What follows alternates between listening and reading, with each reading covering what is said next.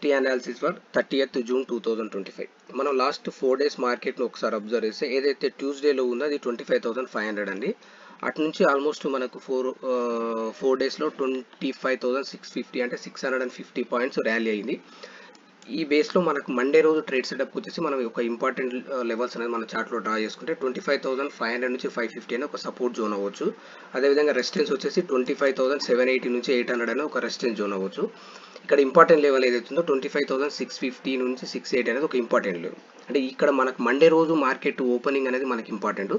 In case 25,650 680 పైన open అయ్యి అక్కడ సస్టైన్ అవుతే మాత్రం మనము లాంగ్ ఇనిషియేట్ చేయొచ్చు. మనకు టార్గెట్ వచ్చేసి 25,780 నుంచి 800 వరకు వెళ్ళొచ్చు. బై ఛాన్స్ ఏదన్నా మనకి ఇక్కడ 25,650 680 అక్కడ సెల్లింగ్ ప్రెజర్ బిల్డ్ అయ్యి అక్కడ బేరిష్ ప్యాటర్న్ ఫామ్ అవుతే ఫర్దర్గా డౌన్ రావడానికి ఛాన్స్ ఉంది. అంటే సైడ్ వేస్ టు డౌన్ అవడానికి ఛాన్స్ ఉంది. టార్గెట్ వచ్చేసి 25,500 నుంచి 550 అనేది మెయిన్ ఇంపార్టెంట్ లెవెల్ వచ్చేసి మనకు 25,500 నుంచి 550 అని ఒక ఇంపార్టెంట్ సపోర్ట్ అవుతుంది.